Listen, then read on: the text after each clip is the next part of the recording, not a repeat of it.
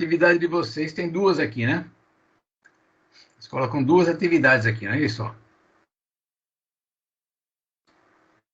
Aqui tem atividade prática. A APS tem que ser detalhamento publicado no ambiente virtual, tal. Blackboard nem existe mais, né? Da disciplina. Quinzena, tal. Vamos colocar aqui. O que tem que ser feito? Objetivos. Né? Atividade 1, pesquisa sobre os modelos de gestão de manufatura com resenha e exemplos de aplicação. Ok? E atividade 2, a partir da pesquisa em literatura nacional e estrangeira, de estudo de caso, descrever um modelo ideal de gestão de produção para empresas de pequeno, médio e grande porte. O aluno pode escolher qual porte da empresa que quiser. Então, nós temos duas atividades. Mas eu não vou pedir as duas, não, tá? Vamos definir só uma. Pode ser? Se vocês quiserem fazer as duas também, pode. Não tem problema. Pode ser uma só, professor. Não, uma só, pelo amor de Deus. Uma só tá ótimo. Vocês não valem nada, viu? Você pediu para escolher, tá ligado? Então, ó, a primeira ou a segunda? O que vocês acham? Raquel, o que você acha?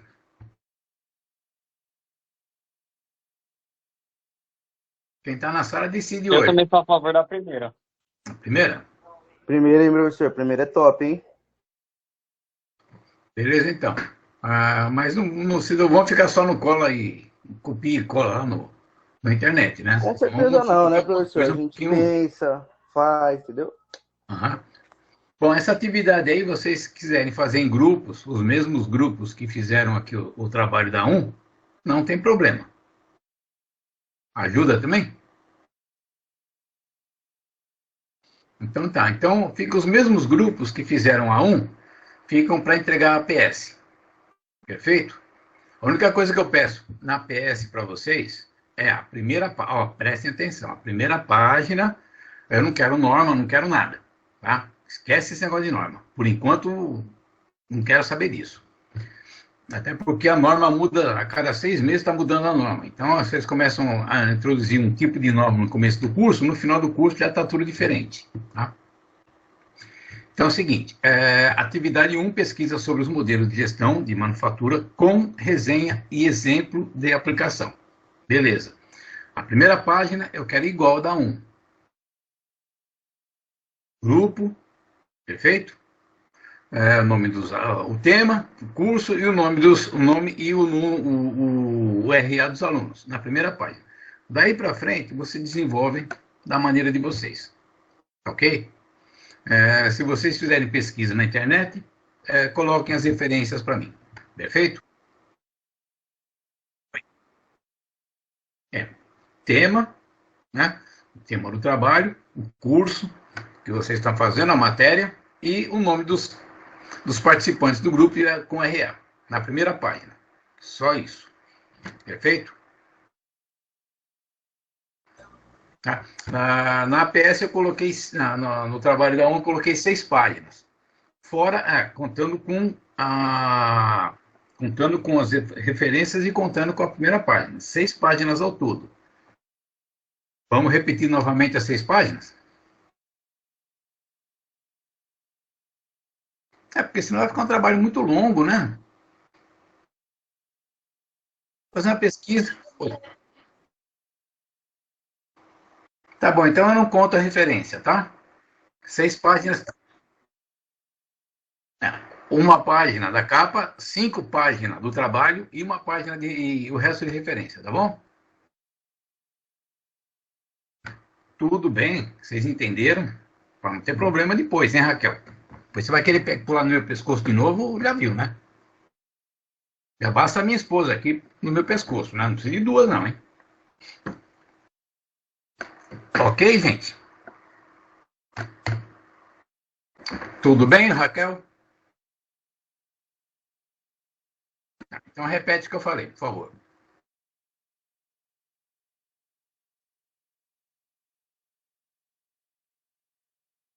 Tá bom. Perfeito. Tá? O tema é esse aqui, ó. né? Nós combinamos aqui, então, atividade 1. Perfeito? Então, aviso o grupo que é atividade 1 da PS. Tá? Nesses termos que nós combinamos, Raquel. Então, o resto aqui, a autoavaliação, não sei como é que vai ser feito, tá? Vamos ver se o sistema até lá estiver rodando direitinho, a gente acha um espaço para vocês colocarem o material lá. Raquel, anota aí, PDF, por favor. Isso nós vamos falar daqui a pouquinho, peraí. É só deixar redondinho isso aqui, tá? Perfeito? Combinado, então? A PS é isso aqui. Então, deixa eu descompartilhar agora.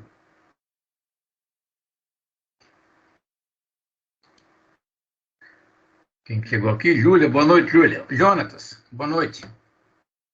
Boa noite, professor. Tudo bem? O papão que nós levamos na semana passada, hein, meu? Eu estava conversando aqui com o Anderson, não sei se ele te falou ou não. Como vocês dois ficaram comigo na semana passada até o final da aula, eu arredondei a nota de vocês para 10, tá? Não. Opa, obrigado, professor. Então, vamos seguir aqui agora. Deixa eu compartilhar agora com vocês. O plano de ensino. O plano de ensino... Opa, peraí, não é isso aqui não, é aqui. Planejamento pedagógico. O plano de ensino eu vou colocar durante a semana, eu coloco lá para vocês, porque o Anderson falou que já está funcionando lá, né? Já está aparecendo lá, né, Anderson? Isso, tá sim. Está aparecendo os conteúdos, pelo menos isso, né? Já temos... Tá. Tudo em PDF. Já temos meio caminho andado. Mas, de qualquer maneira, Raquel, eu vou continuar mandando o conteúdo para vocês só para garantir, tá? Vai que dá pau de novo lá. A gente não sabe como é que está a coisa, para nós ter, pelo menos tem o conteúdo da aula. Cadê aqui? Apareceu aí, gente? Planejamento pedagógico, ok? Sim, professor. Então vamos lá. Seguinte, engenharia de produção.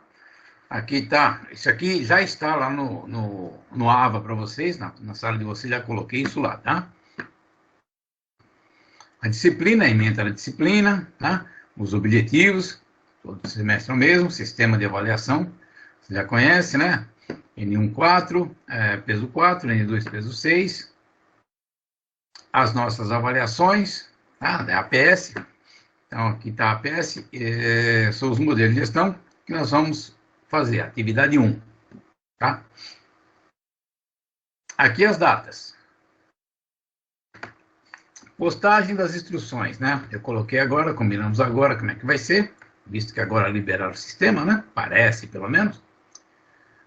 Vocês têm até o dia 18 para depositar essa PS, ou seja, vocês têm quantos dias aqui?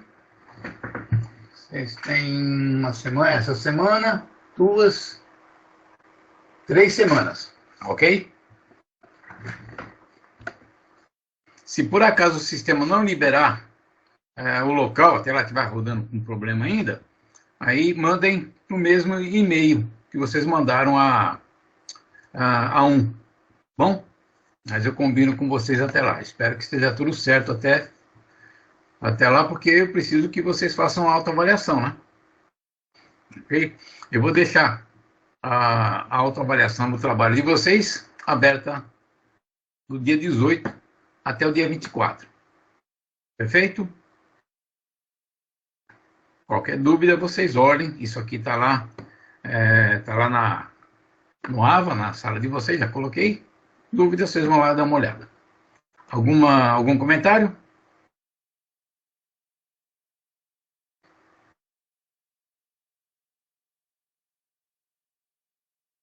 Nada? Ninguém? Não, professor.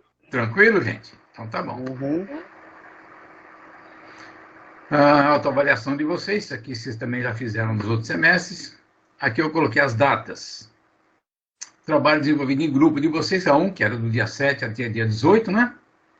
Já fechamos. Atividade prática até o dia 18 do 11, tem que ser postado.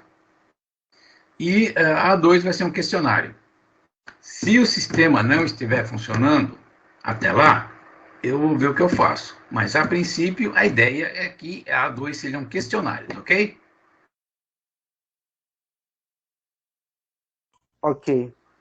Aqui as datas. Se bem que eu coloquei as datas aqui também, né? Mas aqui estão as datas gerais. Ó, A1 já foi, né? De 7 a 18 do 10. A2, 2 do 12. A prova substitutiva, eu coloquei 2 do 12 aí, mas eu acho que não é essa data não. Deixa eu ver aqui. Deixa eu conferir aqui, porque eu acho que mudaram esse negócio aí. Não pode ser no mesmo dia, né? Como é que vai fazer duas provas no mesmo dia? O cara nem sabe se passou, ele já vai fazer outra prova. Fica complicado, né? Deixa eu ver aqui, se está anotado aqui. Uhum. Tchan, tchan, tchan, tchan. L2. Eu vou verificar isso aqui. Essa prova sub aqui não pode ser no mesmo dia, né? Então eu vou ver lá com eles para corrigir isso, tá bom? A PSET dia 18 do 11, a autoavaliação seria a partir de 18 a 24 do 11. Ok? Esse aí seria o planejamento inicial.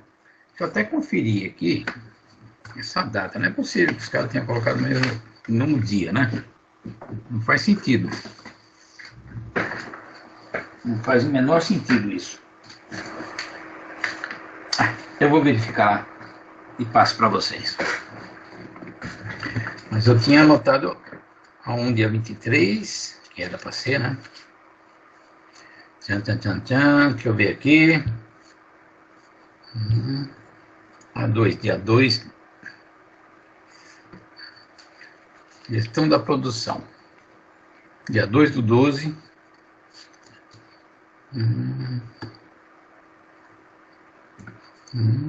É isso mesmo.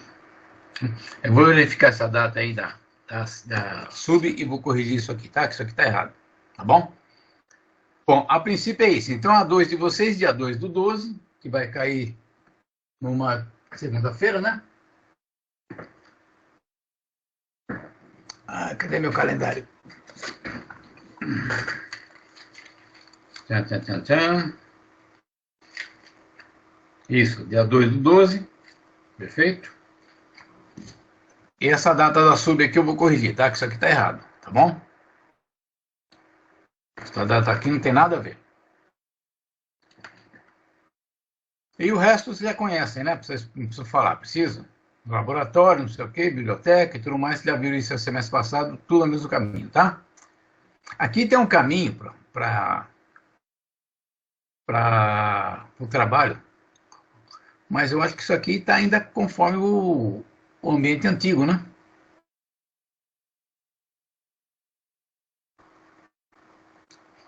Isso aqui está me parecendo ainda que está pelo ambiente antigo ainda, mas tudo bem, tá? Assim que sair o caminho correto, eu corrijo para vocês, tá? Perguntas? Não. Não.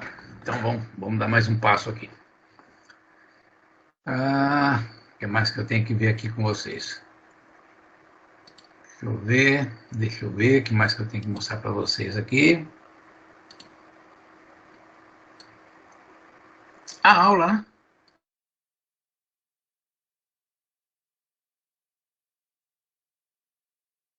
Deixa eu trazer a aula para vocês. Acho que ela já está aqui embaixo. Aula 11. Eu acho que eu já coloquei até essa aula lá no AVA de vocês, hein? Tenho certeza não.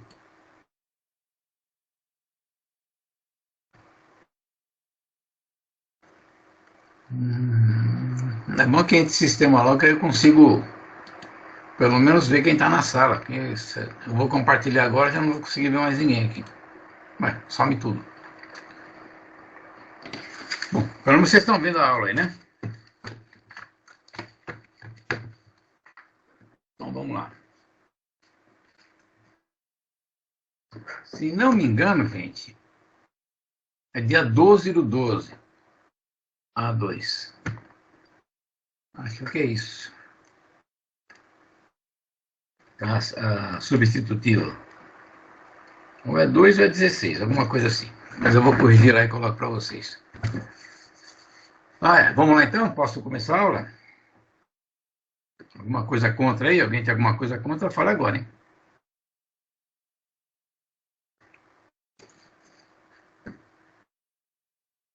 Estamos em 6 agora na sala?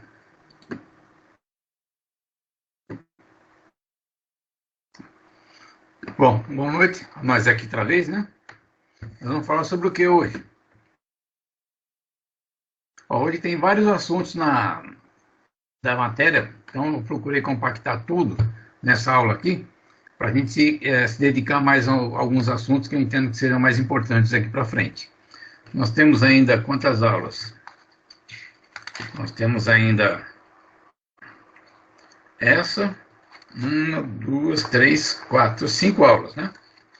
Até o final do curso. Depois é a avaliação de vocês, a 2. Então, eu vou pegar essas últimas 4 aulas para trazer um conteúdo um pouco mais pesadinho, né? E a gente fazer algumas revisões, tá? E treinar um pouco algumas contas, porque na realidade vai cair mais, como a prova vai ser questionário, né? Então, nós teremos questões de cálculo envolvidas nisso. Então, é bom a gente praticar. Perfeito? Bom, classificação de processos. Processos referem-se ao segundo nível de detalhamento. São conjuntos de atividades interrelacionadas ou interativas, né, que transformam insumos, que são as entradas, em produtos ou saídas, que têm valor para um grupo específico de usuário. Por que valor para um grupo específico de usuário? Porque o produto que vai ser comprado é por alguém que quer aquele produto. Não adianta eu fazer um avião se o cara não quer um avião, se o cara quer um carro. Então, um grupo específico é isso. Eu vou produzir um produto para uma empresa, por exemplo, vou fazer um subproduto que eu vou fornecer para uma outra empresa que ela vai montar o produto dela com com o produto que eu forneci para ela. Perfeito? Então, quando a gente se refere a um grupo específico, é aquela pessoa a quem eu quero atender, ou aquele grupo, ou aquela empresa a quem eu estou produzindo um produto específico para eles. Etapas. São conjuntos de atividades necessárias e suficientes para a execução de cada subprocesso. Atividades. São conjuntos de tarefas com início e fim identificáveis, executadas a partir da consecução dos objetivos da etapa. A etapa são as atividades envolvidas em algum momento da produção do produto. E as atividades são os movimentos, né? A execução prática daquela etapa. Aqui eu fiz uma classificação geral, para ter um entendimento, né? Uma visão geral do que vem ser cada etapa dessas daí. Então, nós temos aqui o MP. O que é o MP?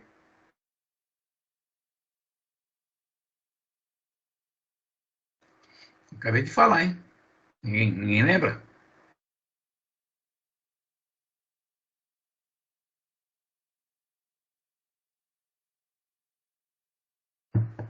Vamos começar de novo.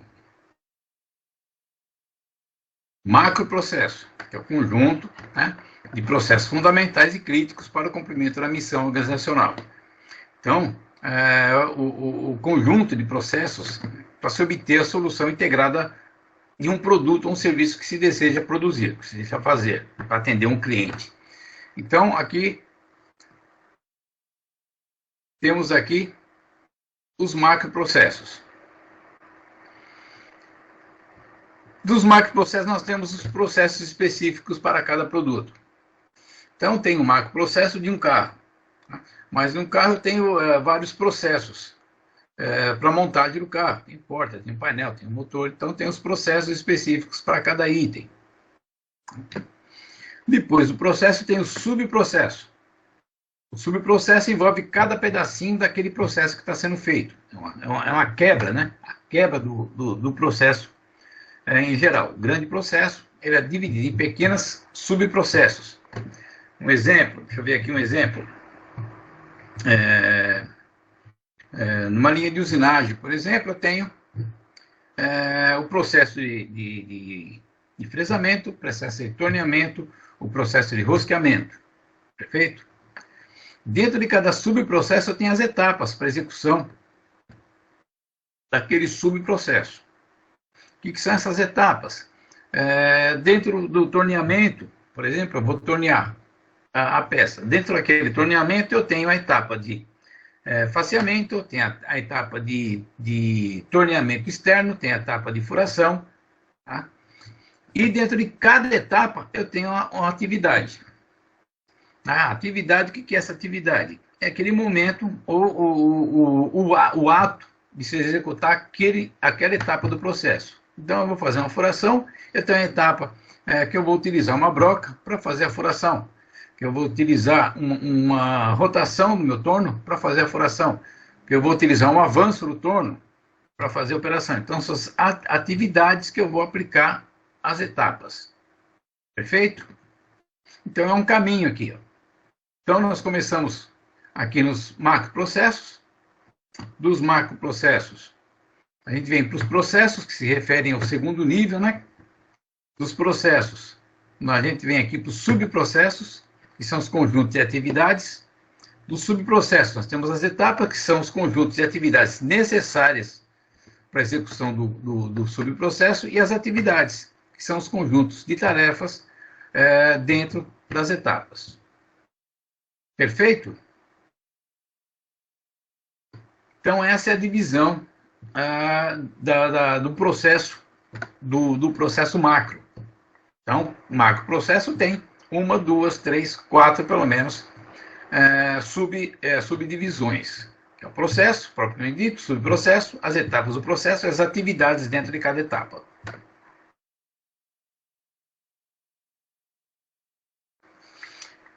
Implantação da gestão de processos. Eu fiz um resumão aqui nessa aula, para a gente trazer aquilo que nós vimos lá do começo da aula, lá do começo do curso para cá.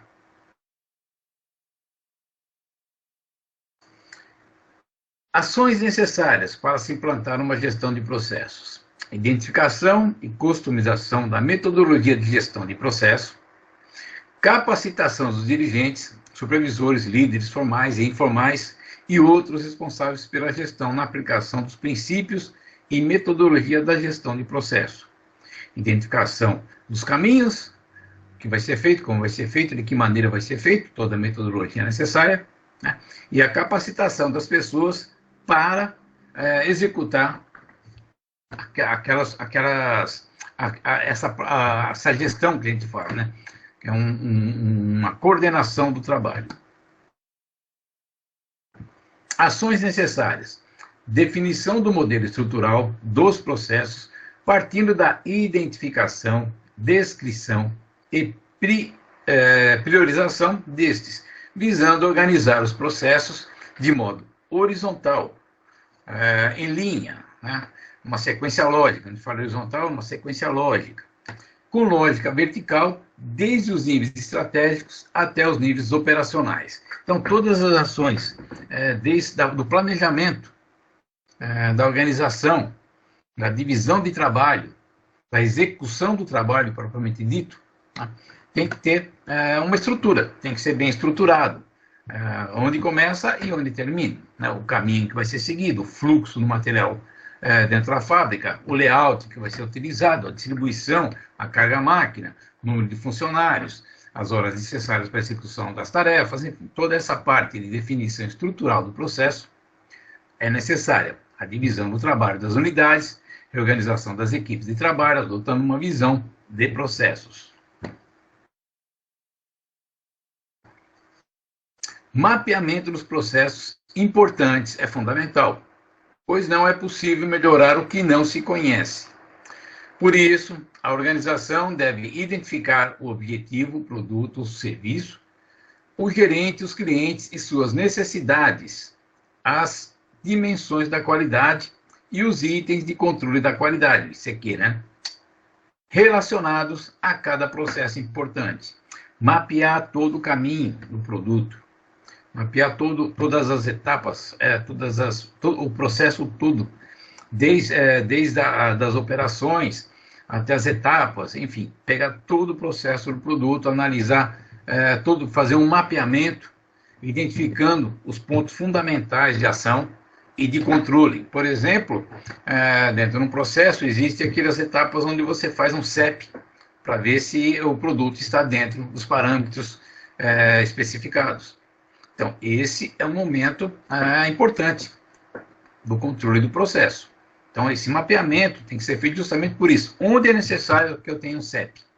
Em que ponto é necessário que eu faça um controle mais específico?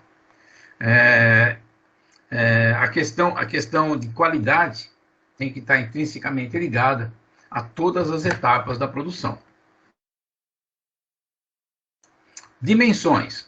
Custo representa o conjunto de valores que a organização retira da sociedade, materiais, energia, informações, e os quais agrega valor para essa mesma sociedade.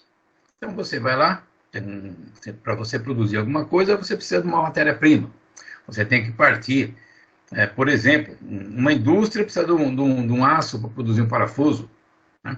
Um serviço precisa de um projeto para desenvolver esse serviço. No comércio, precisa dos produtos para poderem serem comercializados. Então, o custo disso envolve o quê? A entrada no material e a saída do produto com valor agregado. No caso da indústria, o valor agregado é o que a empresa pretende ganhar com o produto, o markup que ela pretende ter, porque ela vai pegar um produto em bruto, vai agregar um valor, vai ter um custo, né? E esse custo tem que retornar para a empresa de alguma maneira. Se ele retorna para a empresa no preço do produto, no preço que o produto é colocado na praça. Então, a diferença entre o preço do produto, o valor agregado e o custo da matéria-prima é que vai trazer o ganho da empresa. Né? Atendimento é a garantia de entrega dos produtos ou serviços finais ou intermediários no prazo, local e quantidade acertada. Outro aspecto importante dentro da gestão de processos, ou gestão do processo de produção, é o atendimento. Né? Não só o atendimento que a gente fala em relação a prazo de entrega, como eu coloquei aí, horários, datas e tudo mais, mas também o atendimento às necessidades dos clientes, as dificuldades do cliente, as dores do cliente, identificar essas dores. Quando a gente fala em dores do cliente, prazo, qualidade, necessidade de assistência técnica, enfim, tem uma série de coisas que envolvem o atendimento.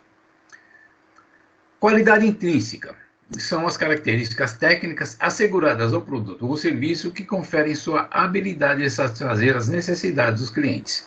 Ou seja, quando você compra um produto, seja ele qual for, a sua expectativa é que ele atenda às suas necessidades. Pelo menos foi para isso que você comprou um produto. Agora, se você compra um produto e ele não te atende, aí você tem uma questão problemática. Não satisfazer um cliente é um problema, porque você perde esse cliente. Então, qualquer aspecto voltado à qualidade do produto é fundamental na visão do cliente. É um valor que o cliente leva em conta. Tá?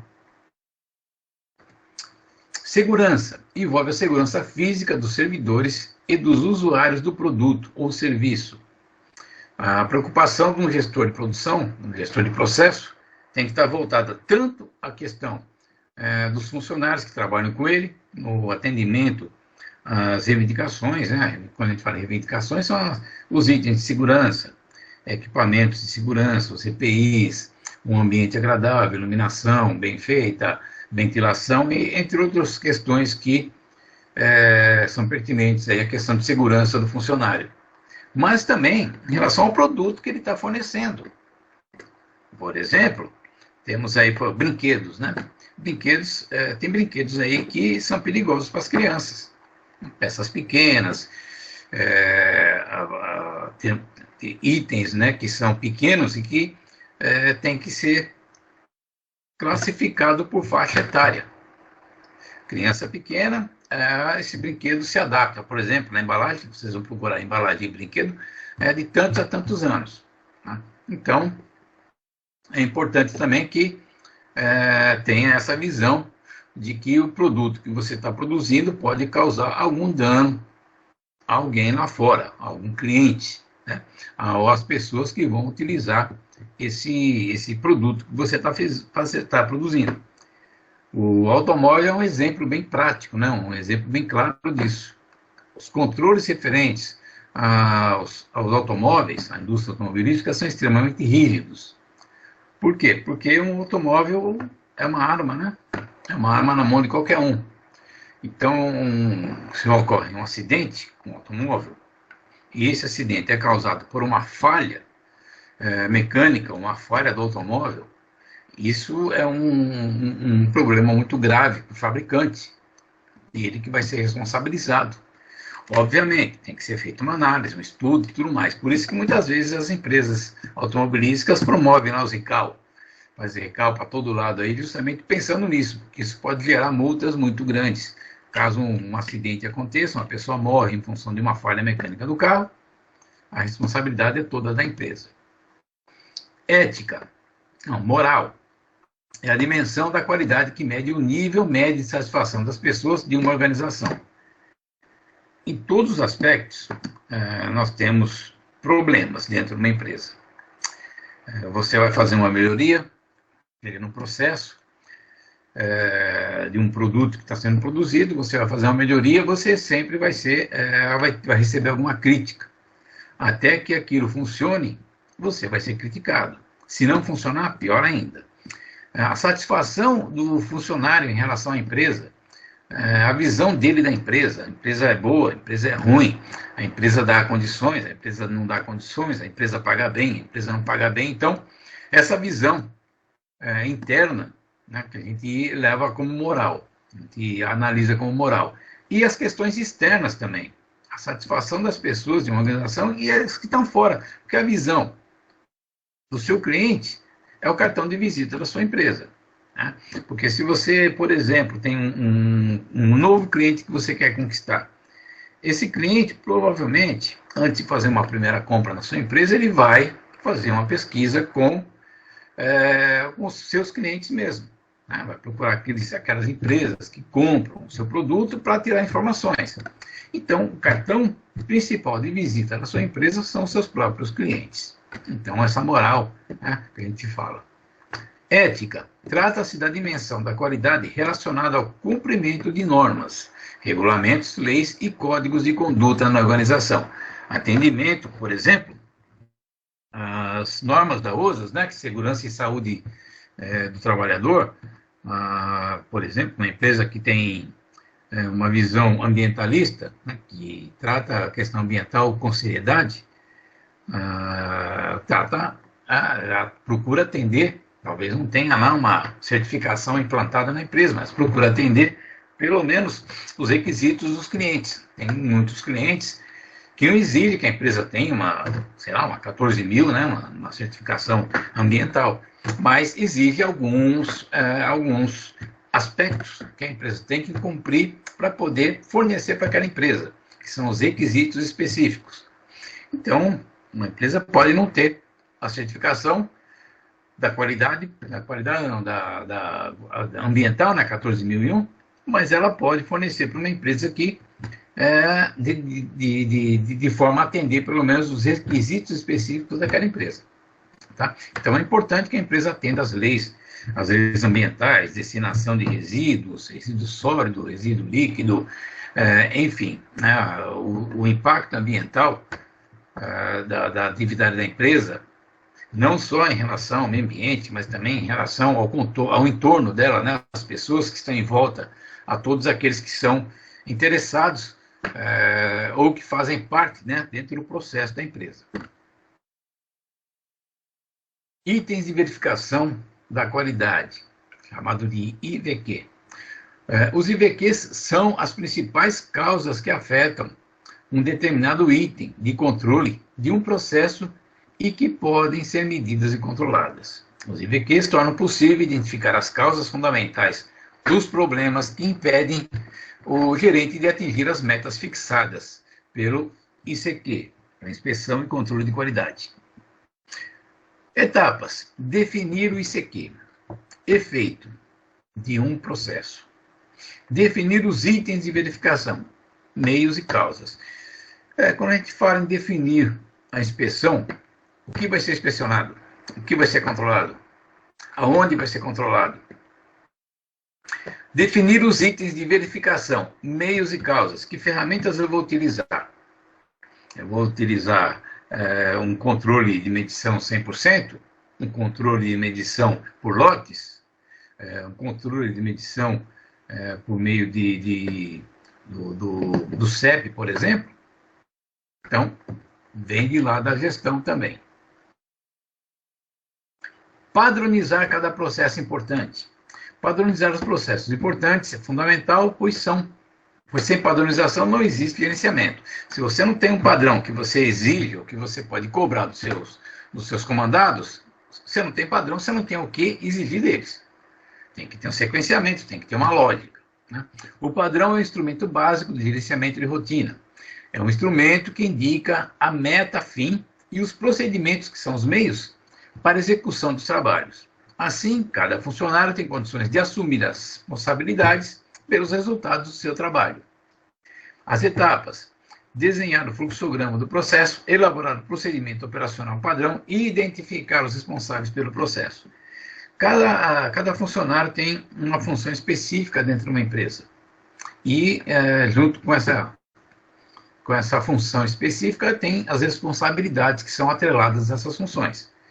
Dessa maneira, sabendo qual é a obrigação, por exemplo, um projetista, ele tem que trabalhar lá com os processos de desenho e desenvolvimento. Então, essa é a obrigação. Então, se o cara ele tem o horário dele, vamos supor que o horário dele é das 8 até as 5 da tarde, ele tem que cumprir esse horário. Isso é uma padronizado o horário dele. As funções que ele tem que fazer: desenhar, projetar, desenvolver, plotar, e acompanhar o projeto. Então, essas são as responsabilidades, ou seja, a rotina desse projetista. Se você não tem essa rotina definida, como é que você vai coordenar o trabalho dele? Não tem como, né? Fica difícil de você poder acompanhar o trabalho de alguém que não tem uma rotina definida. Perfeito?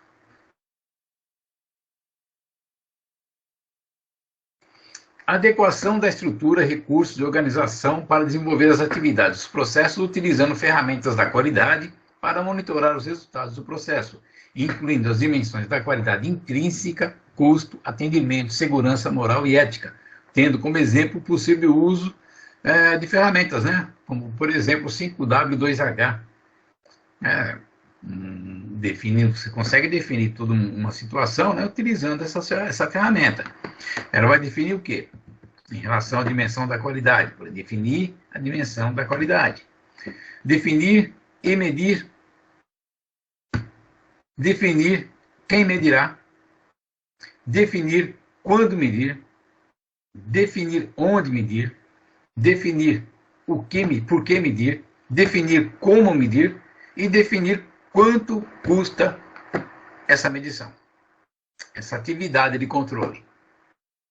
Então, é uma ferramenta que auxilia a elaborar uma rotina, né? Digamos assim, elaborar um procedimento lógico de trabalho.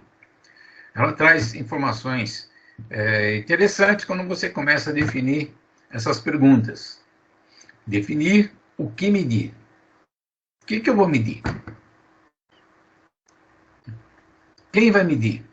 Quando, em que momento do processo deve ser medido? Onde medir? Vai medir no próprio setor da fábrica ou vai levar isso para um laboratório? Dependendo do produto, não dá para medir no meio da fábrica, tem que levar para o laboratório, mas dependendo do produto, você mede no próprio local de trabalho. Então, todas essas formas, esses caminhos, né, da estrutura, tem que ser definida lá pelo nosso querido gestor da produção. Capacitação. Capacitar os funcionários para que eles possam acompanhar o desempenho dos processos. É importante capacitar funcionários que atuam nos processos da organização para que eles possam elaborar procedimentos operacionais e acompanhar o desempenho dos itens de controle de qualidade. As etapas, elaborar a folha de manual de treinamento e capacitar funcionários. Por que é importante capacitar funcionários?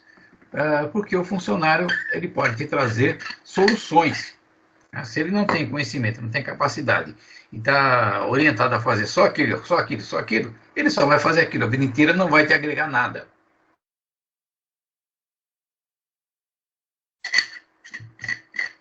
Rapaz, você tem um funcionário treinado, ele pode te trazer ideias, sugestões, pode criar rotinas novas, pode mexer no processo, pode trazer novas ideias para o processo, enfim, pode trazer soluções. Gerenciar a efetividade do processo. Após a padronização dos principais processos e da capacitação dos funcionários, é preciso gerenciar a efetividade dos processos por meio da coleta de processamento de dados. Elaborando indicadores e sua apresentação gráfica para comparar dados coletados com metas fixadas para verificar se o processo está sob controle e se ele é eficaz. Como que eu vou controlar meu processo? Como é que eu vou acompanhar ele? Como é que eu vou saber se ele está bem, se ele está ruim, se ele está de acordo com aquilo que eu planejei, se ele está dando os resultados esperados? Por meio de indicadores. Para você poder comparar um resultado com o outro, você tem que ter os dados de um período e do outro período. Isso se faz por meio de indicadores. Os números, quanto produziu o mês passado, quanto produziu esse mês, quanto que estava projetado para ser produzido, e comparar os valores. Qual o resultado da qualidade? A nossa qualidade melhorou, piorou? Como é que eu vou saber se ela melhorou ou piorou? Por meio de indicadores, quantas peças foram perdidas, quantas reclamações tivemos dos clientes, quantas peças foram devolvidas, enfim. Então tem que ter esse controle. E o controle é bem tranquilo quando você tem lá os seus indicadores, né, os seus gráficos, digamos assim, porque graficamente você consegue ter uma visão muito mais rápida, né, do que está acontecendo. Pode usar histogramas, né? Os histogramas facilitam a visão de resultado. Um histograma de produção mês a mês, então você consegue olhar para ele e dependendo da altura da barra, você tem uma noção do que está acontecendo com a produção, assim como qualidade, como outros aspectos também. A implantação da gestão ainda. PDCA. Nós falamos muito do PDCA, né? Para gerenciamento, para manter a meta estabelecida. Então, eu vou fazer uma análise aqui para me manter, né, o meu processo estável. Um exemplo aqui, ó, é uma carta de controle. A carta de controle permite, né, que eu tenha uma noção aí da estabilidade no meu processo. Se as peças estão saindo dentro daquilo que foi na média, né, de controle especificado, e como que anda a variação dela. Então, o PDCA, ele atua dentro da meta de produção, a qualidade dentro do ponto do projeto, né?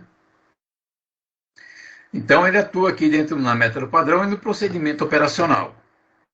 Nesse caso, da manutenção, né, das metas que estão estabelecidas. Então, eu quero manter aquela meta, quero manter aquela produção constante.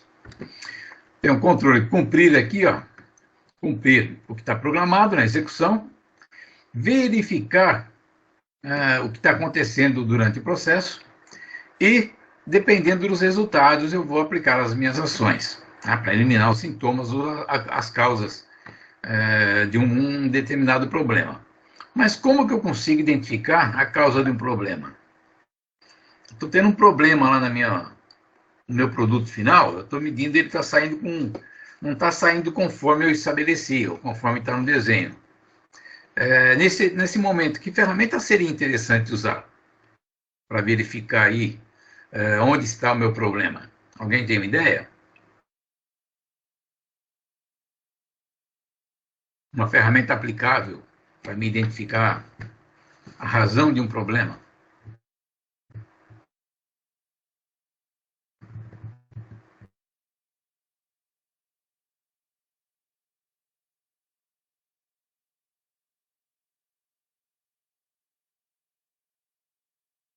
Ninguém? Ishikawa. Ishikawa, o causa e efeito, né? Uma ferramenta que a gente aplica aqui para identificar a causa raiz. Perfeito.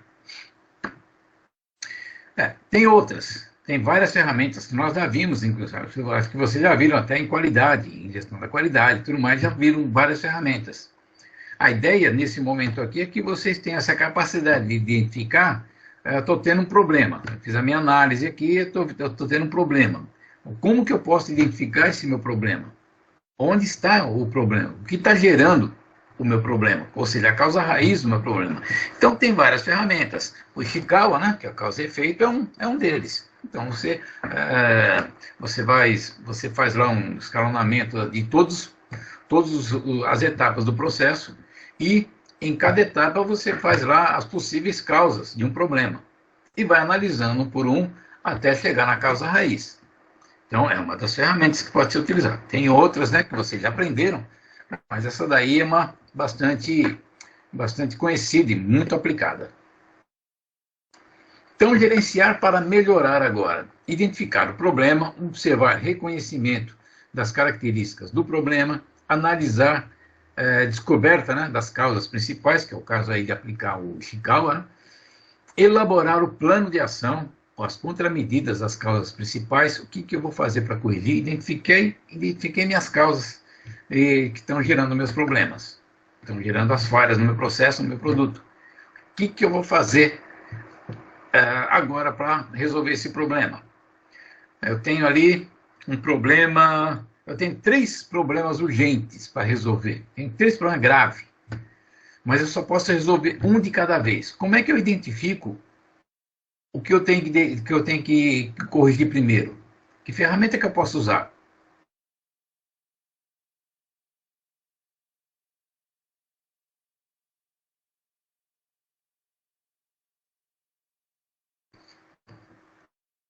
Eu tenho 3 problemas graves que eu tenho que resolver, mas não dá para resolver os 3 de uma vez.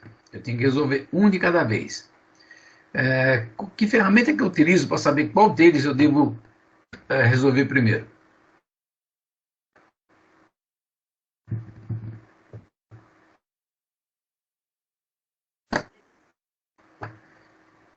O PDCA é a melhoria contínua, né?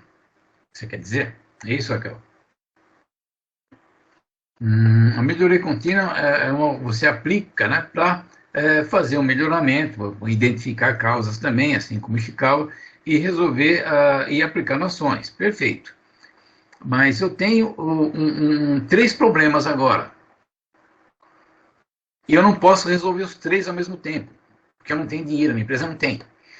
Qual dos 3, que ferramenta que eu utilizaria para resolver, para identificar qual que eu devo atuar primeiro, qual que eu tenho que resolver primeiro? O PDCA eu posso aplicar nos 3, sem problema. Mas eu só posso aplicar em um primeiro, não posso aplicar nos 3 de uma vez. Como que eu faço para identificar qual que eu devo resolver primeiro?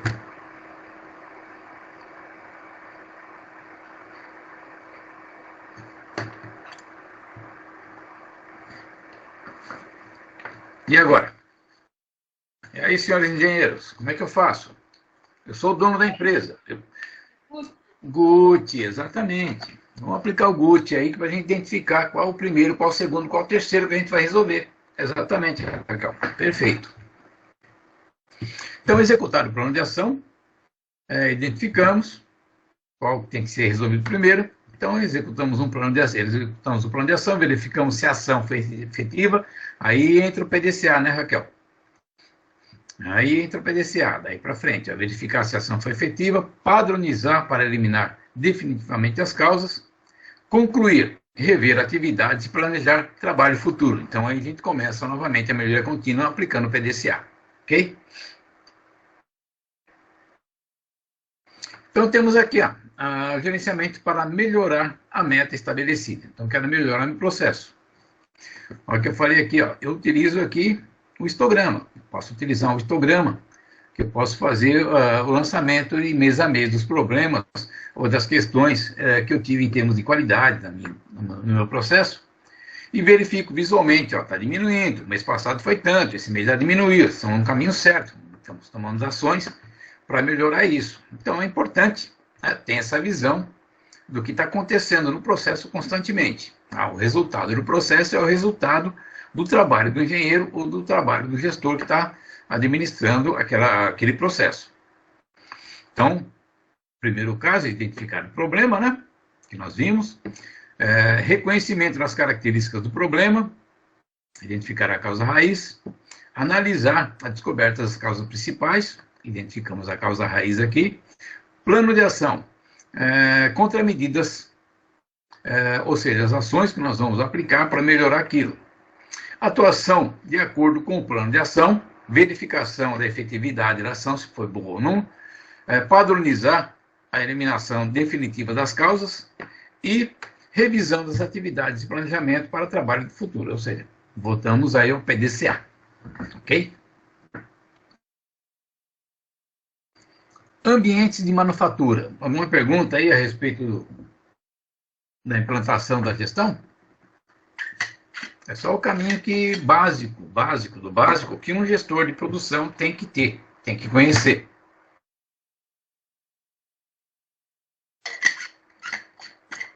Eu não chego lá e falo que eu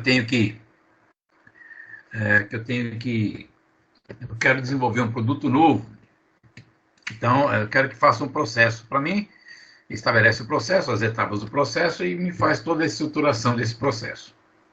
Basicamente, nós temos aí uma rotina. Essa rotina é óbvio, né? Você tem uma rotina por etapas e cada etapa tem subetapa e cada subetapa tem uma subetapa e subetapa e subetapa e até você chegar no produto em si.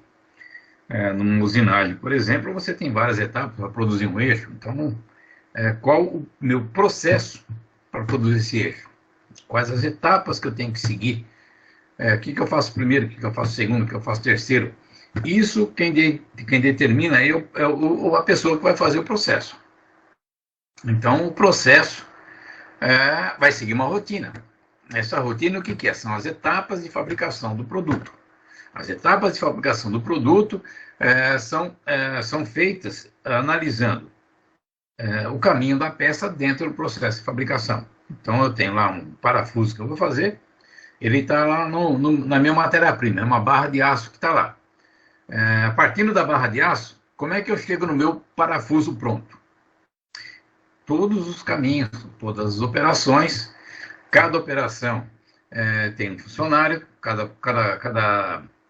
tem uma máquina, tem um tempo de execução, tem um desenho específico, tem um controle sobre aquela operação. Então, cada etapa tem que ter uma sequência. Então, furação.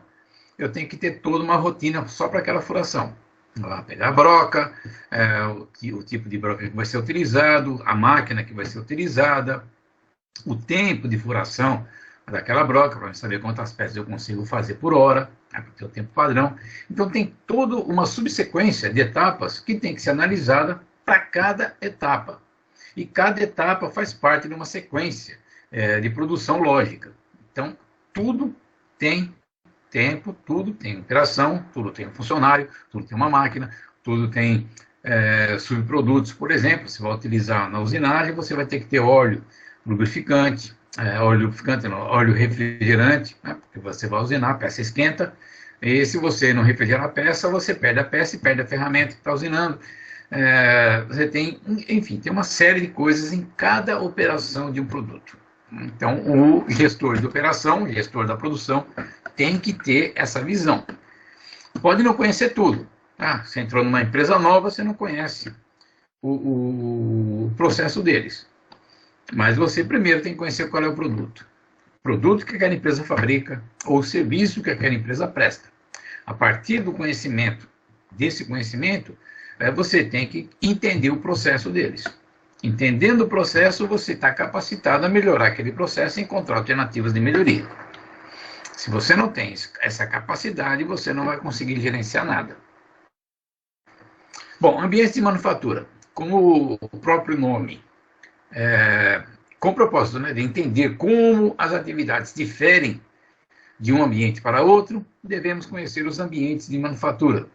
que são classificados como MTS, fabricação para estoque, make to stock, ATO, montagem sob encomenda, assembly to order, MTO, fabricação sob encomenda, make to order, e o ETO, que é engenharia sob encomenda, engineer to order. Vocês vão perceber aqui, na classificação da manufatura, a semelhança com processos, a semelhança com fluxos, a semelhança com layouts, porque as coisas se juntam, tá? As fases, as etapas, as nomenclaturas até mesmo, né? Elas se juntam, porque uma coisa vai passar a integrar a outra. Aqui é o mesmo caso. Os ambientes MTS, ou Make to Stock, a estratégia MTS é utilizada pelas empresas de bens de consumo que produzem e comercializam grandes volumes, sendo importante a padronização de processos, gestão eficiente do negócio e, principalmente, baixo custo operacional. Portanto, manter um nível de estoque adequado é importante para melhorar a eficiência da gestão empresarial e do atendimento ao cliente. Esse make to stock é utilizado por empresas de bens de consumo que comercializam grandes volumes, então elas produzem para estoque. No ambiente MTS, são produzidos produtos padronizados, baseados em previsões de demanda, apresentam a vantagem da rapidez da entrega, mas geram estoques. Então, essas empresas que trabalham com vendas de produtos, que produzem produto para ser vendido depois, né, que são chamados, esses que produzem, esses processos que produzem produtos para estoque, como é que ele é conhecido? Que tipo de produção que é? Que nós vimos, que produz para estoque, para depois vender.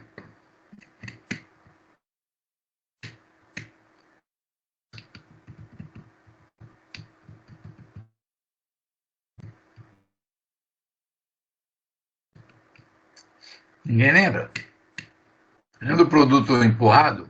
Processo de produção empurrada? É aquele processo, as coisas começam a se interligar, elas começam a falar uma da outra.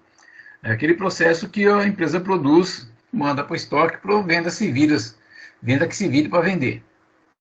Então, esse é o empurrado. Então, característica, ele tem rapidez de entrega porque tem estoque, né? Porém, gera altos estoques de produtos acabados, porque se não vender, vai ficar parado lá. Supermercados, exemplos, mercado produtos de consumo produzidos sem compromisso de compra. São aqueles itens que se coloca lá no estoque e fica rezando para vender. Ambiente ATO, Assembly to Order. O ambiente ATO, ou montagem sob encomenda, Pick to Order, também pode ser, né, enfatizam a diversificação do produto final, com a padronização de subconjuntos, que são, neste caso, os elementos estocados, até que o pedido do cliente seja formalizado. As entregas ocorrem no médio porte, no médio prazo, e o cliente interage no ato da venda, sendo a incerteza da demanda manipulada pelo estoque de componentes ou submontagens. Então, os itens são parcialmente montados. Eles não são concluídos, eles não vão para estoque concluído, eles são parcialmente concluídos, não, são submontagens, né, que a gente fala. O ambiente ATO, Pick to Order, são estratégias de estoque usadas para produzir produtos acabados a partir de um número pequeno de subconjuntos e componentes. Estratégia conhecida como ampulheta. Então, você tem pequenos estoques de conjuntos, que não são conjuntos finais. Eles vão ser juntados, né? Vão ser unidos no momento do pedido do cliente, dependendo do que o cliente quer, né? Da configuração que o cliente quer, aí é montado o produto e entregue para o cliente. Então, o cliente participa da transação, participa da produção. Né? Bom, a sigla MTO, Make to Order, significa fabricação conforme pedido. Ou seja, a produção começa logo após a ordem de um cliente ser recebida e aprovada pela empresa. E a estratégia onde a alocação de recursos só acontece quando ele recebe a ordem do cliente. Então, não se produz até o momento que o cliente pede. Que o cliente está participando, né? Está participando da produção do produto. Os pedidos desse tipo não são tratados na previsão de demanda, pois têm características peculiares, tais como um equipamento específico, um lote fechado de produto, o início e término da execução são previstos. A lista de materiais, fórmulas contém componentes ou ingredientes específicos, entre outros. Então, todos esses itens dependem aí da solicitação do cliente. Então, não são estocados, né? Eles não vão para estoque, isso. Eles são tratados como previsão de demanda, mas com características peculiares estabelecidas pelo próprio cliente.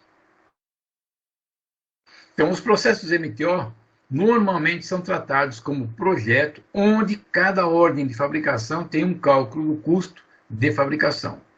Um bom exemplo de aplicação dessa estratégia são os pedidos para exportação, onde cada cliente em determinado país tem necessidade própria e requer uma fabricação diferenciada.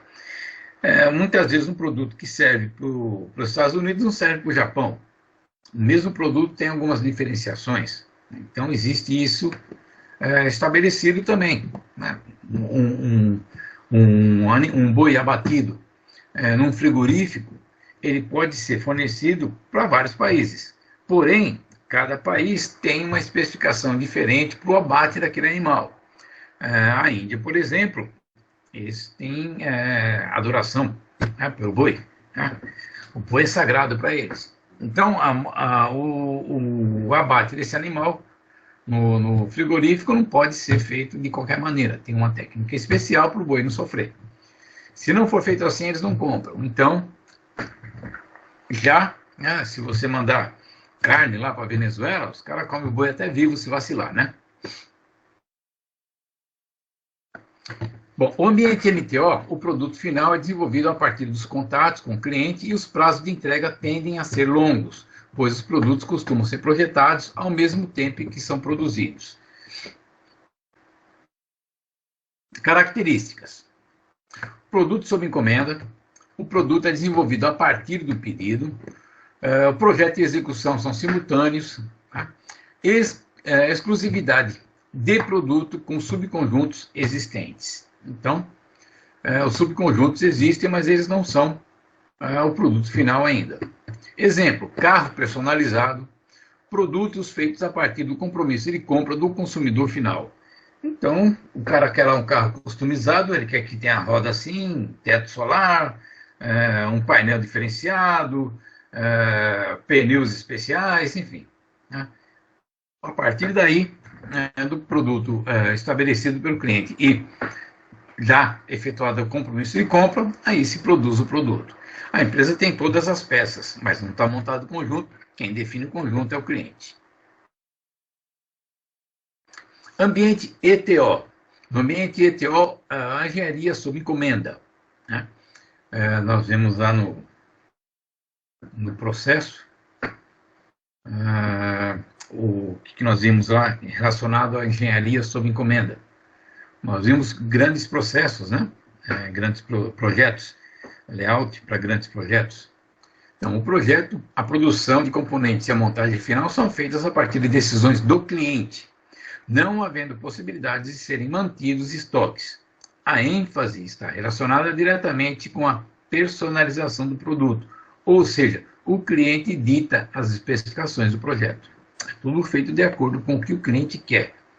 Aqui não tem subconjunto para montar no final o que o cliente quer. Aqui tem a participação direta do cliente na fabricação.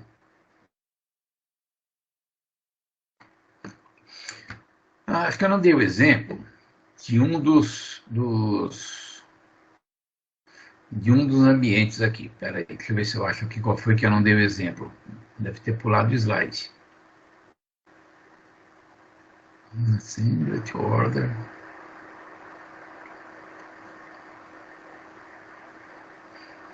Esse aqui, ó, o ATO que não deu exemplo. Né? o exemplo do ATO, o ambiente onde ocorre sempre, as empresas conhecem os subconjuntos, mas o produto final é configurado pelo cliente. Então, tem lá os subconjuntos, né? E a montagem final, digamos assim, é o cliente que faz. Tipo pizzaria, né? Um exemplo aqui, pizzaria. Tá? O cara tem lá, tem um catálogo com 50 tipos de pizza diferentes, mas nenhuma está pronta.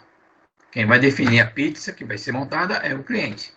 Mas o cara tem lá o queijo, tem lá, tem todos os produtos, né, para produzir a pizza. Na hora que o cliente define o que ele quer, né, os componentes que ele quer na pizza, o cara monta e entrega para ele. Perfeito?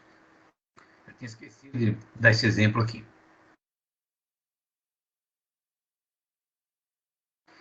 Bom, agora a administração de produção. Vou falar um pouquinho sobre a administração de produção.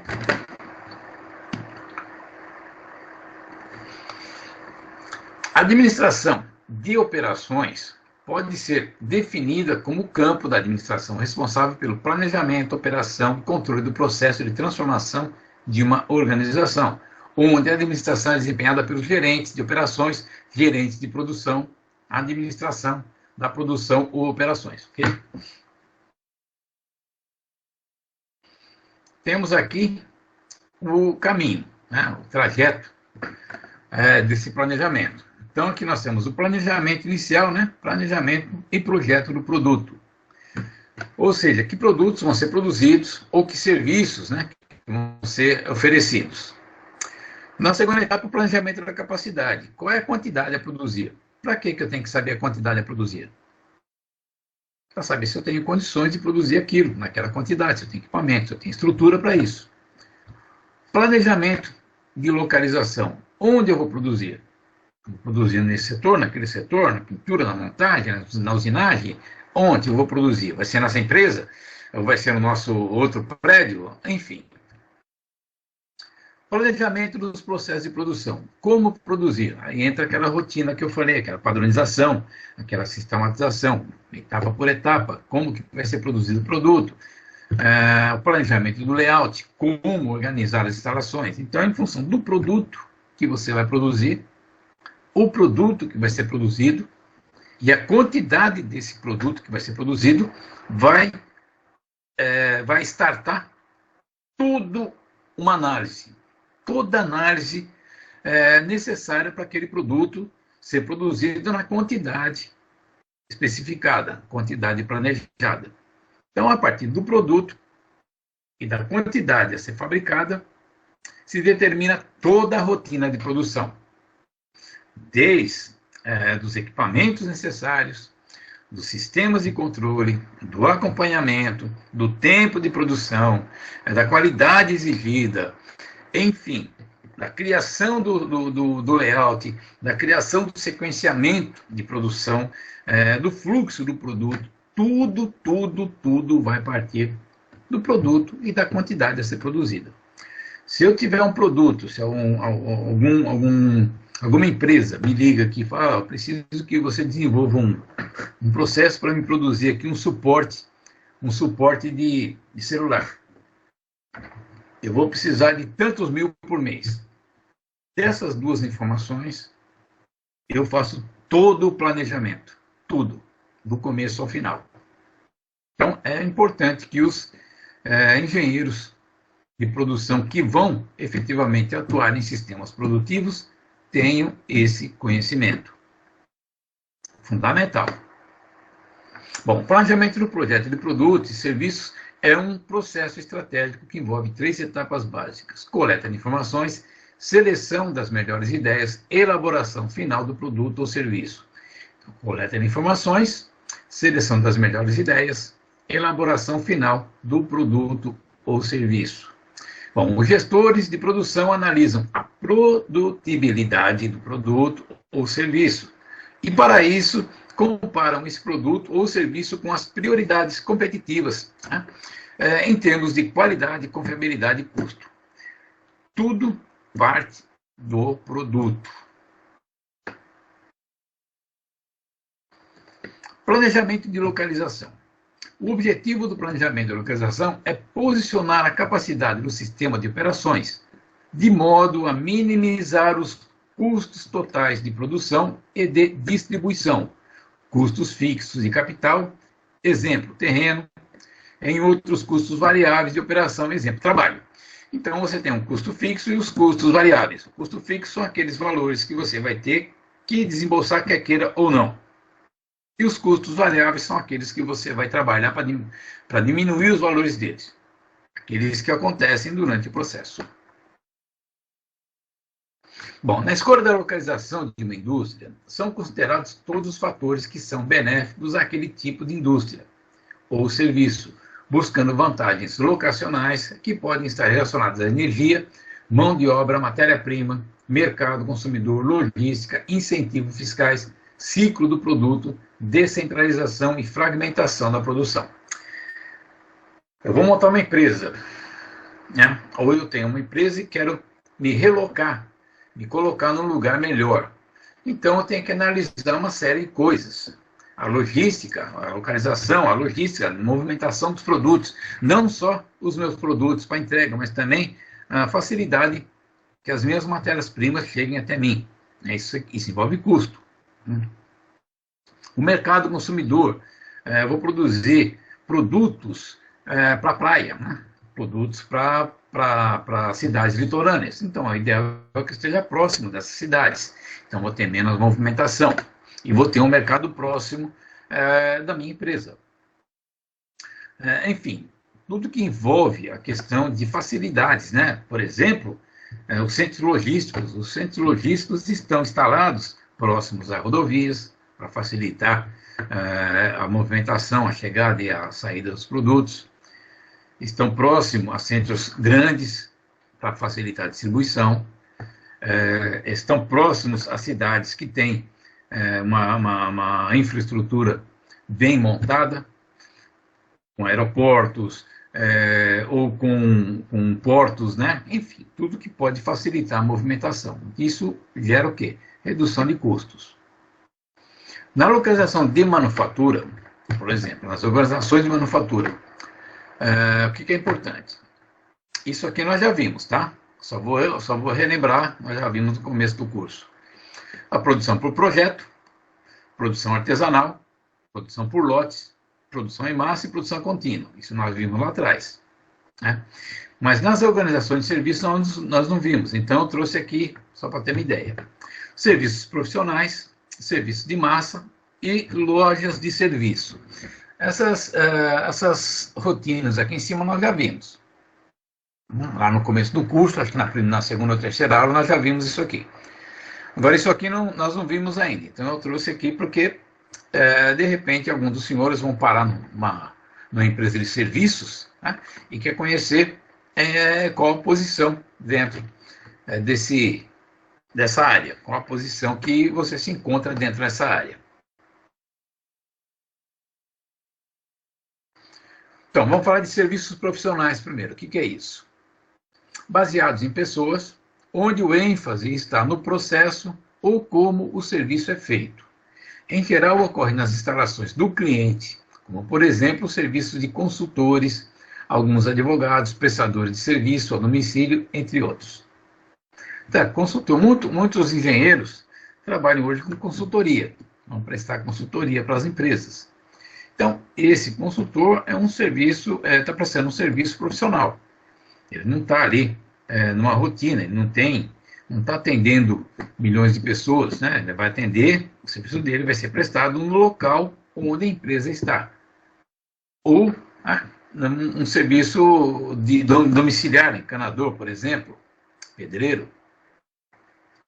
Serviço em massa, orientados para produtos específicos, são padronizados, pouco flexíveis, como, por exemplo, supermercados, aeroportos, empresas de transporte aéreo, rodoviário, ferroviário ou hidroviário, empresas de comunicação, TV, rádio, jornal. Então, isso aí é um serviço de massa. E a loja de serviço é baseada em contato com o cliente, possuindo atividades de linha de frente e de retaguarda distintas. Há um equilíbrio entre processo e produto. Demanda instalações próprias e adequadas ao tipo de serviço, como, por exemplo, bancos, lojas de comércio em geral, lojas de shopping, empresas de locação, hotéis, restaurantes, etc. Então, nós temos a diferenciação dos 3 tipos de serviço. Então, serviço profissional, serviço em massa e serviço e loja de serviço. Então, analisando, dando uma visão geral em termos de volume para cada tipo de atividade. Então, na manufatura, tá? Nós temos a produção por projeto. Ok? A produção por projeto, ela apresenta pequeno volume, porque muitas vezes vai fazer um item só, vai fazer um navio, vai fazer um avião. Mas a variedade pode ser grande. Né? Você pode fazer um navio, pode fazer um iate, pode fazer uma lancha, então você tem a capacidade de variar o produto. O volume é pequeno, mas a variabilidade pode ser grande. Produção artesanal. Então você começa a aumentar um pouco a sua capacidade de volume. Não muito, mas já começa a aumentar. E começa a diminuir a sua variabilidade de produtos. Produção por lotes. Já aumenta o volume que você pode produzir, mas diminui a sua variabilidade. Produção em massa. Aumenta consideravelmente o volume, porém, a sua variabilidade de produtos a serem fabricados diminui também na mesma proporção. E a produção contínua. A produção contínua é aquela produção de refrigerante, né? Você tem uma linha, um processo que se você só embala, só envasa refrigerante, cerveja, essas coisas. É um exemplo. Né? É uma produção contínua, só faz aquilo. Então você tem uma quantidade, um volume muito grande de produção, mas não tem variabilidade de produtos. Nos serviços, o que acontece? O serviço profissional. Um profissional ele pode ter uma grande variação, né, de serviço que ele pode prestar. Ele pode, por exemplo,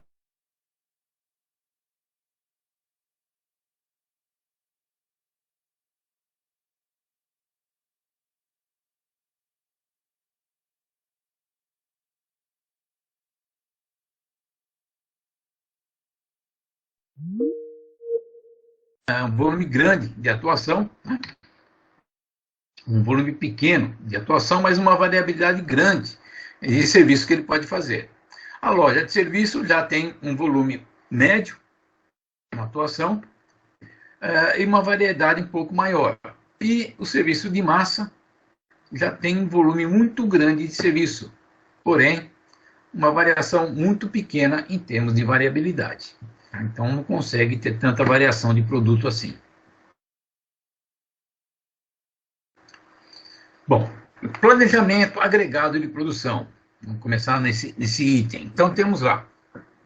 Qual o plano global para todos os produtos ou serviços da organização para o próximo ano? Vamos fazer um planejamento aqui, vamos montar um planejamento para o ano que vem. Planos e programas de produção detalhados. Então, eu saio lá do meu planejamento agregado, onde eu determino qual é o plano global, né? E venho aqui para os meus planos e programas de produção detalhados. Vou pegar aquele planejamento agregado e vou destrinchar ele. Então, qual a quantidade de cada produto que será produzida? Um exemplo. Definir isso, planejamento de necessidade de materiais. Que recursos são necessários para satisfazer o plano de produção? Então, é só um exemplo aí de um caminho, né? Porque dentro de cada planejamento agregado de produção, são N etapas que se pode ter, ok? Então, ó, um exemplinho aí de um plano agregado de produção. Digamos aí que eu estou fazendo meu planejamento para fevereiro. Tá? Então, eu tenho vários produtos que eu vou produzir. Eu vou pegar especificamente o produto 1 como exemplo. Tá? Então, no mês de fevereiro, meu planejamento é produzir 500 itens do produto 1. Ok? Então, esse é o meu planejamento agregado. Tá? Agora, eu vou fazer o quê? Eu vou detalhar o meu plano de produção. O meu produto 1, ele tem 3 modelos diferentes. O modelo A, modelo B e modelo C. Tá? Cada modelo eu programei da seguinte maneira. Primeira semana de fevereiro, o modelo A eu vou produzir 70 peças, o B 55, o modelo C nenhum. Na segunda semana de fevereiro, eu vou produzir do modelo A 30 do modelo B, 35 e do modelo C, 50. Na terceira semana, eu vou produzir do modelo A, 15, do modelo B, 60 e do modelo C, 50. E na quarta semana de fevereiro, eu vou produzir 85 do modelo A, 50 do modelo B e 0 do modelo C. Está feito aqui o meu planejamento, né? O meu plano detalhado. Então, essa aí será a minha meta a ser alcançada no mês de fevereiro para o produto 1, para cada modelo do produto 1. Planejei montar 500 peças, produzir 500 peças. Agora imaginem uma empresa, né? Aqui eu coloquei só um exemplo, com 3 produtos. Agora imagine uma empresa que tem, sei lá, seus 500 produtos. Como é que ele faz, né, esse planejamento todo aí? É bem complicado. Então, por isso, eu só citei um aqui, com um você já percebe que é uma certa dificuldade em distribuir, por quê? Cada modelo vai ser entregue para um cliente diferente. Cada cliente tem um prazo diferente. Então, você tem que conciliar esses produtos com os prazos, com a sua capacidade de produção. Imaginando também que você não vai produzir só esses produtos, você vai produzir outros itens. Então, você tem que distribuir tudo isso aí dentro da sua capacidade produtiva para atender os prazos e as quantidades que foram estabelecidas. Tá? Então, o planejamento, aí eu coloquei uma forma bem simples, mas a coisa é bem mais complicada do que isso. Mas isso aqui é só para vocês entenderem. Então, o planejamento do arranjo físico envolve decisões sobre organizar espacialmente as instalações. Então, vamos falar agora do geral, olhando o prédio como um todo, né? Já estabeleci meu planejamento, estabeleci minhas quantidades e tudo mais. Agora tem que montar meu arranjo físico, que é o layout. Né? Então, tem o layout de posição fixa ou posicional, o layout de processo funcional, o layout celular e o layout de produto, que nós já vimos, então não vou repetir. Tá? Já vimos lá na quarta ou quinta aula os layouts. Okay? É só que faz parte do planejamento da gestão da produção aí dentro de estabelecer a rotina, né? O caminho que vai ser feito vai ser estabelecido esse processo de produção. Então chegamos aqui na etapa do layout.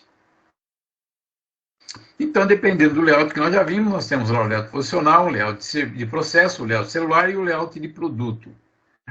Então, o fluxo para cada um. O layout posicional é aquele que tipo navio, né, que fica parado e o resto fica tudo girando em torno dele. Ele fica posicionado ali. Então, o volume é pequeno, então, às vezes só um produto, mas você tem condições de montar vários tipos de produtos diferentes. Você pode montar um avião pequeno, um avião grande, um avião médio, enfim, você tem várias possibilidades. O layout de processo já começa a aumentar o volume, e diminuir a variabilidade, ou aumentar a variabilidade. Né? Então, você tem um volume pequeno ainda, né, em função do processo, porque quando você produz em processo, você vai fazer lotes, pequenos lotes. Né? Você vai produzindo lotes, você começa um lote e acaba, começa outro lote e acaba, então você tem lá, digamos, uma série de trocas de ferramenta, e isso interfere na capacidade produtiva. Então, o volume ainda não é grande, mas o layout de processo permite você trocar os produtos, produzir produtos diferentes. O layout celular já aumenta um pouco mais a capacidade de volume, mas também diminui a variabilidade da produção. Normalmente você monta uma célula para produzir um produto específico, um conjunto específico. Você não monta uma célula para produzir vários produtos. Tá? E o layout de produto, esse sim é o mesmo que eu falei lá do refrigerante, né? O vazamento do refrigerante, você monta uma linha para fazer uma coisa só. Então é o dia inteiro fazendo aquilo. Então você tem um volume grande. Né? Em compensação, você só vai fazer aquilo. Vai ter a variabilidade no produto que vai ser produzido. Então coloquei um exemplo aqui entre manufatura e serviços, que é uma organização de manufatura, o que ela faz, e o serviço, o que ela faz. Nós temos aí, manufatura, produtos, bens tangíveis e duráveis, os serviços já produzem bens intangíveis, né, são aqueles que você só vai definir se é bom ou ruim depois que está pronto. Você não consegue ver ele antes, né? Na manufatura, bens podem ser armazenados para consumo posterior, você pode fazer estoque. No serviço, o consumo e a produção dos serviços são simultâneos. Por exemplo, lanche, né? Você vai numa lanchonete, o produto vai ser consumido ali, não vai ser estocado. Quantidade na manufatura e a qualidade dos bens produzidos são facilmente mensuráveis. Você consegue medir, você consegue avaliar a quantidade e consegue avaliar a qualidade. Na organização de serviços, a qualidade dos serviços é percebida, mas é difícil de medir. Por quê? Porque você não vai conseguir acompanhar, saber se o serviço está bom ou ruim, a não ser que o serviço esteja muito mal feito. Mas, do contrário, você não vai conseguir distinguir se ele está indo bem ou não. Você só vai conseguir ver isso no final, quando ele estiver pronto, quando ele estiver executado. O resultado da manufatura é padronizado. Você sabe o que você vai produzir todo mês. Sabe qual produto, como que é aquele produto e tudo mais.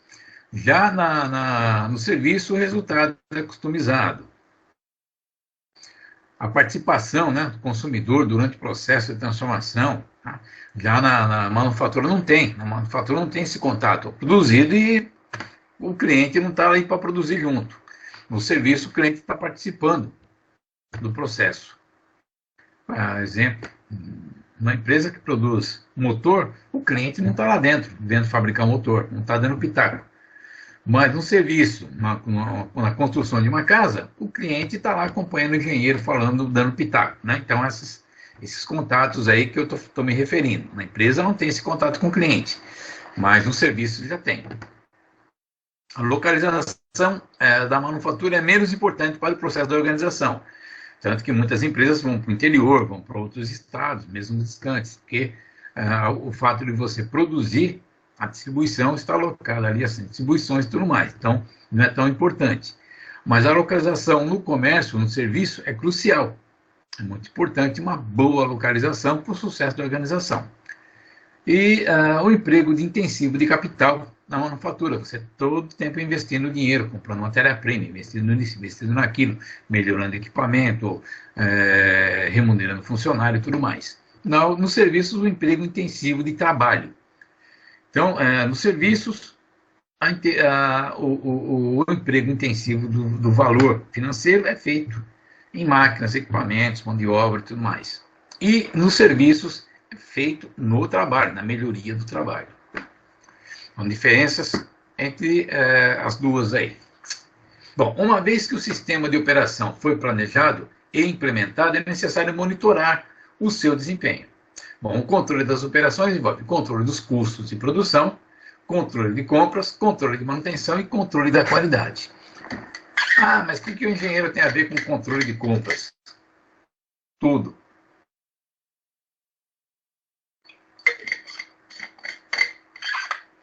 Controle da manutenção. Tudo. Controle da qualidade. Tudo. Né? Todos esses controles aqui influenciam diretamente no resultado, tanto dos custos do produto quanto na qualidade do produto. A empresa tem que estar atenta a essas questões para que tudo funcione certo, né, e seja bem acompanhado. Bom, a logística interna consiste em quê? Eu não pulei nenhum slide não, né?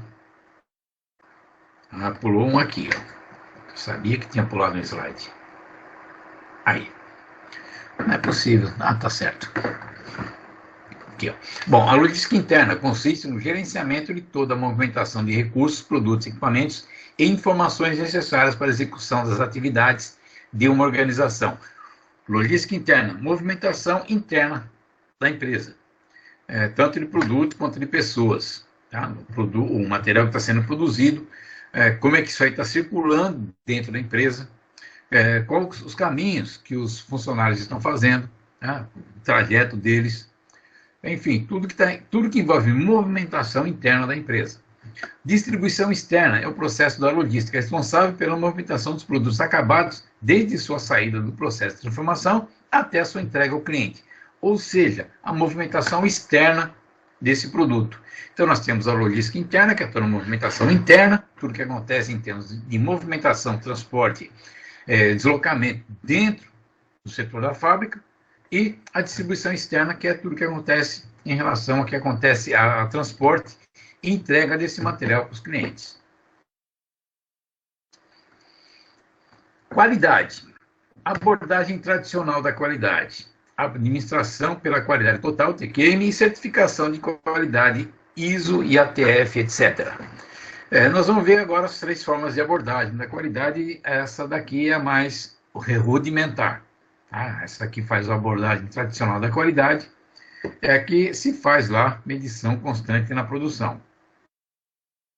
Então, a abordagem tradicional consiste em verificar os resultados dos trabalhos depois de realizado. Ou seja, produziu, vamos medir para ver se está bom.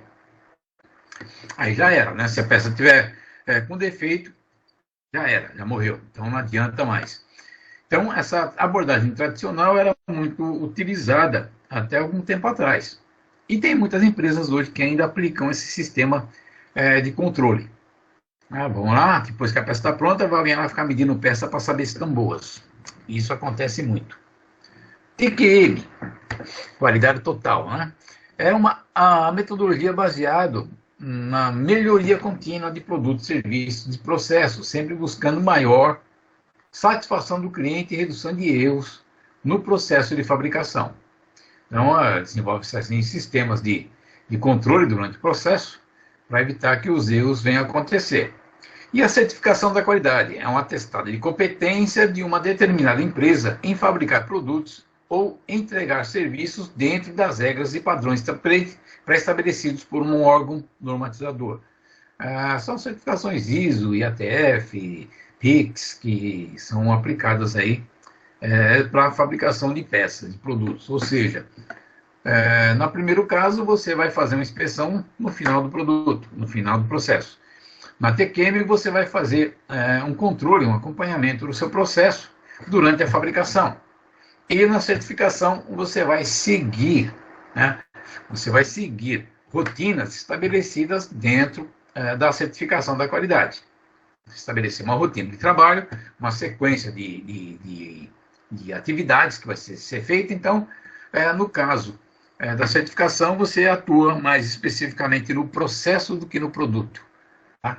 Você vai dizer o que seu processo tem que fazer. Teoricamente, você seguindo essas especificações que a certificação traz, teoricamente, seu produto vai estar dentro do padrão desejado. Então, são rotinas de trabalho estabelecidas em cada etapa do processo para que o produto seja bem feito. Então, temos 3 abordagens distintas aqui. Automação da produção. Automação industrial de produção pode ser desdobrada em automação de planejamento, de projeto e produção e classificados quanto ao nível de flexibilidade, que foi o que nós vimos até agora. Né? Temos aí uma série de processos que cada um tem a sua especificidade e elas são classificadas de acordo com o nível de flexibilidade e capacidade produtiva de cada uma. Então, na automação, vamos ver especificamente a industrial, né, que é o nosso caso aqui, nós temos o projeto, o planejamento e a produção. Então, a automação fixa, a automação programável e a automação flexível nós já vimos. Já vimos essa etapa lá atrás também. Acho que foi na 5ª ou 6ª aula nós já vimos isso. Então, não vou repetir, só estou trazendo aqui porque ela faz parte da sequência da implantação de um sistema de gestão. Então, é uma etapa desse sistema de implantação da gestão. Tipos de indústria. Então, nós vimos até agora toda essa parte de implantação, de gestão da produção, como é que pode ser feito, onde começa, todo o caminho, tudo que precisa ser entendido dentro desse procedimento de implantação de um sistema de gestão de uma empresa. Né? Então, agora nós vamos ver tipos de indústria, porque tem vários tipos de indústria e cada indústria também tem a sua nuance em termos de implantação de um sistema. Então, vamos lá. A forma mais típica de classificação das indústrias as divide em 3 grupos de acordo com o tipo de produto que fabricam. Agora nós vamos chegar no nosso trabalho da 1, que eu pedi para vocês. Indústria de bens de produção, indústria de bens de capital e indústrias de bens de consumo. Então, temos esses três tipos aí de indústrias. Vamos lá. Começamos aí com a indústria extrativista. Inclui as atividades de extração de minerais em estado natural, sólidos, como carvão e outros minérios, líquidos, como petróleo, cru, e gasosos, como gás natural. Inclui as atividades complementares de beneficiamento associado à extração realizada principalmente para melhorar a qualidade do produto e facilitar a comercialização, não alterando as características físicas ou químicas dos minerais. Ok? Então, temos aí a extrativista. Indústrias de bem de capital, que são as intermediárias. São aquelas que produzem máquinas e equipamentos que vão equipar outras indústrias. Elas costumam ficar em regiões industriais para permanecerem próximos das empresas consumidoras de seus produtos. Por exemplo, indústria de peças e ferramentas, entre outras, tá? Indústrias de bens de consumo, ou leve, que a gente fala, são aquelas que produzem bens que serão utilizados para o abastecimento e de produção em geral. Elas ficam espalhadas por várias regiões, especialmente aquelas próximas à mão de obra e ao mercado consumidor. Por exemplo, indústria de alimentos, eletrodomésticos, calçados, entre outros. Esse daí foi mais ou menos o que eu pedi para vocês no trabalho lá, tipos de indústria. Mais ou menos isso. Só que aí eu coloquei de uma forma bem resumida, até porque nós já vimos isso aí na 1. Okay? Setores da economia, outro que eu pedi lá. Vamos ver. Os setores da economia são as divisões de atividades econômicas exercidas num país que são classificadas de acordo com as etapas de exploração dos recursos naturais, a transformação de matéria-prima e a prestação de serviços. Pode-se separar a economia em 3 campos distintos.